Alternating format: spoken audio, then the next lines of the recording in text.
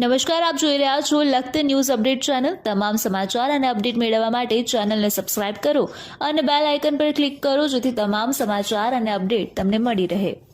લખતર તાલુકાના અણિયારી ગામના ન્યૂઝ જે અંડરગ્રાઉન્ડ ગટર બનાવવામાં છે તેના ન્યૂઝ લખતર ન્યૂઝ અપડેટમાં આવતા લખતર તાલુકા પંચાયતનું તંત્ર સફાળું જાગ્યું। મહિલા તાલુકા વિકાસ અધિકારી શ્વેતા ત્રિવેદી અને અમય વિવેક વાઘેલા સ્થળ તપાસ કરવા પહોંચ્યા ત્યારે અરજદાર દ્વારા ગંભીર આક્ષેપો કરવામાં આવ્યા કે આવી રીતે જે કામગીરી કરવામાં આવી રહી છે તેમ છતાં કઈ રીતે આમને કમ્પ્લિમેશન સર્ટિફિકેટ આપી દેવામાં આવે છે। સરકાર દ્વારા લોકોના ટેક્સના પૈસામાંથી લાખો રૂપિયાની ગ્રાન્ટ ફાળવવામાં આવે છે અને આ ગ્રાન્ટને એડે જવા દે તેવી કામગીરી કરવામાં આવે છે ત્યારે શા માટે કમ્પ્લિમેશન સર્ટિફિકેટ આપવામાં આવે છે।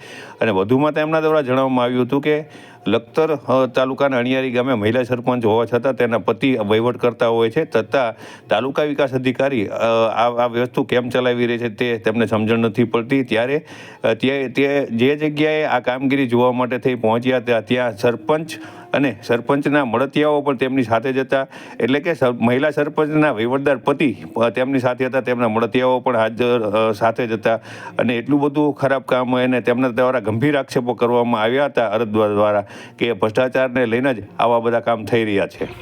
નમસ્કાર મિત્રો, આપણે અણિયાળી ગામને આ ગટર લાઈન નાખ્યું, મન ફાવે ત્યાં ગટર લાઈન અણિયાળી સરપંચ દ્વારા નાખી દેવામાં આવે છે। આ ગટર લાઈને કોઈ પણ બિનજરૂરી યોગ્ય ત્યાંથી પાણીનો નિકાલ થઈ જતા હોવા છતાં આ ગટર લાઈન નાખવામાં આવી છે અને જ્યાં ગટર લાઈનની જરૂર હોય તેવી જગ્યાએ ગટર લાઈન નાખતા નથી, પોતાની મનમાની ચલાવે છે। જેથી જે બાબતે આપણે લાઈવ કરવામાં આવ્યું છે, ભ્રષ્ટાચાર સિવાય કાંઈ આ લોકો કરતા નથી।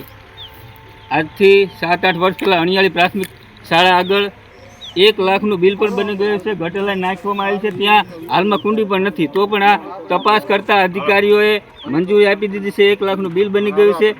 તે બાબતે જિલ્લા સોગંદને અરજી કરી છે અને આ બાબતના પુરાવા સાથે હું કલેક્ટર સાહેબને મળવાનો છું।